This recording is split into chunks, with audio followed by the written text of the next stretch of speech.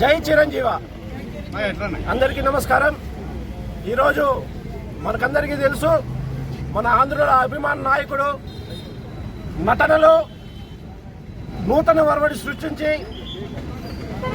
తెలుగు చలనచిత్ర రంగంలో చిరంజీవి తరువాత చిరంజీవి ముందు అనేసి ఒక శకాన్ని ఏర్పాటు చేసినటువంటి మన మెగాస్టార్ పద్మవిభూషణ్ డాక్టర్ చిరంజీవి గారి 70వ పుట్టినరోజు ఈరోజు.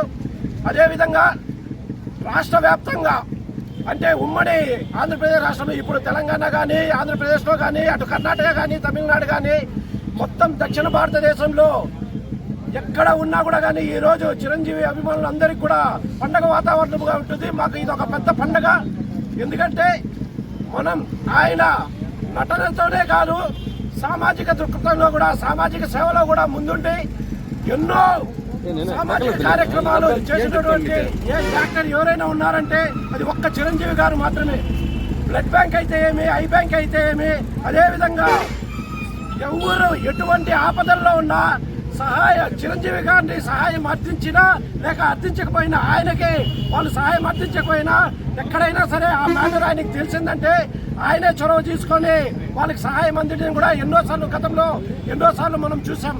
అదేవిధంగా ఇప్పుడు కూడా అటువంటి మహోన్నతమైన వ్యక్తి నిండు నూరేళ్లు దేవదేవుని ఆశీస్సులతో చల్లగా ఉండాలని, ఆయనకి భగవంతుని కృపా కటాక్షాలు, అష్టైశ్వర్యాలు, ఆరోగ్యాలు కలగాలని భగవంతుని మనస్ఫూర్తిగా కోరుకుంటూ నాకు ఈ అవకాశం ఇచ్చిన పొలంనేరు పట్టణ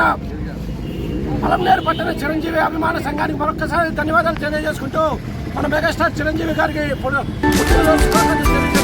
జై చిరంజీవి.